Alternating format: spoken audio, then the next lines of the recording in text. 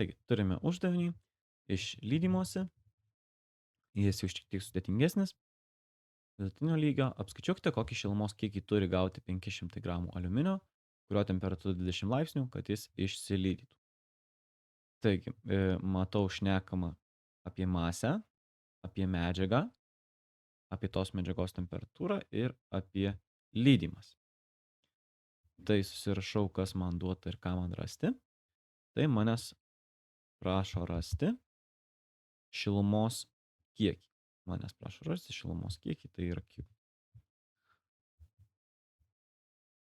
Aš suprantu, kad duota 500 gramų, tai yra masė. Ir 500 gramų reikia verstis į kilogramus.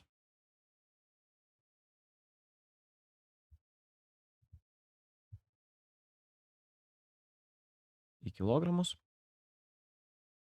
Tai būtų 0,5, nes padaliname iš 1000. Ir duota, kad turiu aliuminį, kurio temperatūra, tai pažymėsiu T1, 20 laipsnių. Ir turim aliuminį, tai reiškia, aš ir bandau, kad jis įsilydytų. Tai aš susirandu lydymosi šilumą aliuminio lentelėje. Tai yra štai čia. Tai lambda, ką sutarėm žymėti kaip savitą lydymosi šilumą. Ir 39 kart, matau lentelėje dar duota 10/4. Tai reiškia, reikia padauginti iš 10/4 džiaulis per kilogramą. Toliau, kadangi čia yra aliuminis, tai ir aš noriu, kad jis įsilydytų, man reikia atkreipti dėmesį, kokia yra aliuminio lydymosi temperatūra. Tai aš pamatau, kad aliuminio lydymosi temperatūra, tai pažymėsiu T lydymosi, yra lygų 660 Celsijaus. Taigi, manęs klausia, kiek šilumos reikia, kad išsilydytų aliuminis. Jo dabar temperatūra yra 20 laipsnių. Tai aš galiu pažiūrėti, kad T1 yra mažiau už T lydymosi. 20 laipsnių yra mažiau nei 660. Ką tai reiškia? Tai reiškia, kad man pirmą reikia kaitinti aliuminį. Tai reiškia suteikti jam šilumą, kad jis pasiektų mūsų norimą lydymosi šilumą. Ir tik tada galėsiu taikyti savo lydymos šilumos. Tai reiškia, mano šilumos kiekis susidarys iš Q1 ir Q2. Tai Q1 bus kaitinimo šilumos kiekis iki lydymos temperatūros, o Q2 bus lydymosi šilumos kiekis, kurį reikia suteikti aliuminio gabalui, kad jis pereitų iš kitosios būsenos į skystą. Tai turim žinoti iš ankstesnių temų, kad kaitinant daiktą, jis turi tokią savybę kaip savitąją šilumą. C. Tai C aliuminio irgi randu lentelėje. C aliuminio yra 920.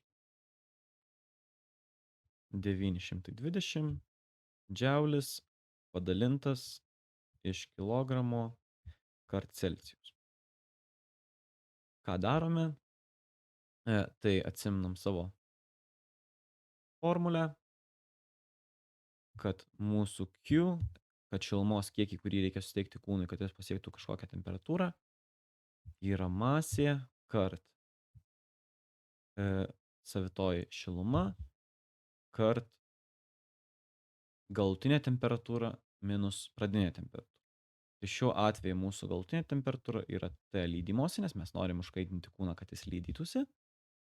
Ir iš jos atimam mūsų pradinę temperatūrą. Čia mūsų Q1, kad gauti. O tada, kad gauti Tai galima įsistatyti skaičius.